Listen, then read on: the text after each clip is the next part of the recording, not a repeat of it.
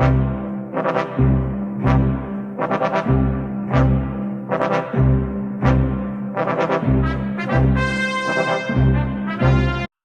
there, guys. I'm going to talk today about the Indiana Jones trilogies, how they relate to myth, ritual, religion, sacrifice, all of these and more. So let's begin with the first movie. In the first movie, Indiana Jones and the Raider of the Lost Ark, Indiana is trying to save this ark from the Nazis.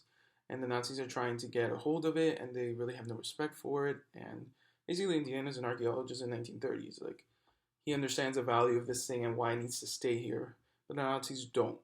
So, of course, the whole movie is just based off that, him trying to stop them and everything.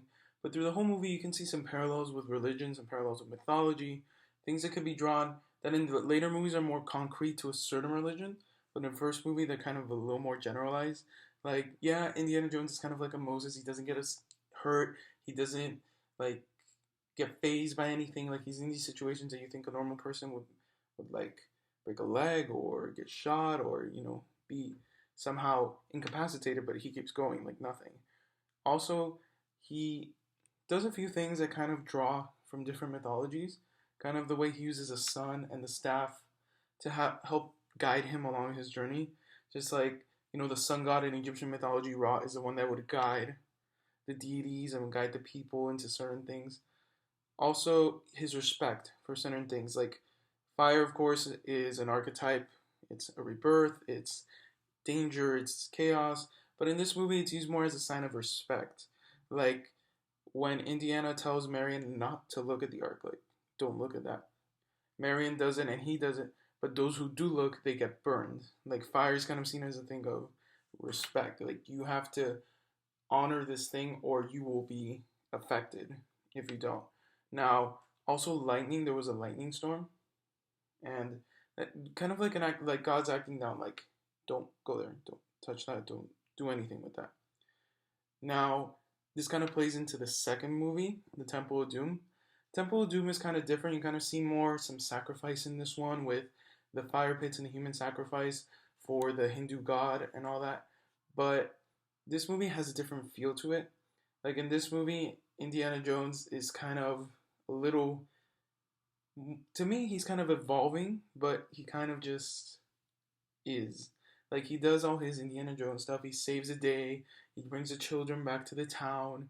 He does everything, but the way I see he treats like the thuggy people that are just trying to basically observe the religion, even if it's not the correct thing portrayed and everything, and also the way that India is being portrayed under British control is kind of to me a little different. He's like there, but he's not respecting them the way he was respecting, for example, the Ark in the first movie. Now, this movie, said with that, has a lot of references to Hinduistic religion. Of the sacrifice, there's voodoo. That voodoo scene was pretty intense with the music, the setup, everything throughout the movie in general. The way that the thuggy people are portrayed, the reasons for which they do these sacrifices to please a god, and in the fire pits again, fire. Now, the last one, The Last Crusade, I mean, Holy Grail, come on. You can't get any more religious reference than that. They're searching for the Holy Grail, and this time Indiana Jones is kind of searching for it for personal reasons, like for his father's health. Now, if he's been so secular throughout this whole movie, does he really think that the Holy Grail, the body of Christ, is going to basically fix his father? That's my question. But we see throughout the movie a lot of references.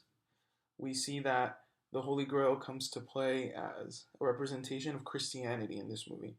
So the first one was more mythology, more Egyptian, drawing back from the basis of basically religious roots. The second one was more of a Hinduistic approach, more an Eastern religion aspect. And the last one was more of a Western religion, which is Christianity. Now, overall, all the movies do interlock in their themes and what's going on, but the sacrifice is more predominant to me in the second movie.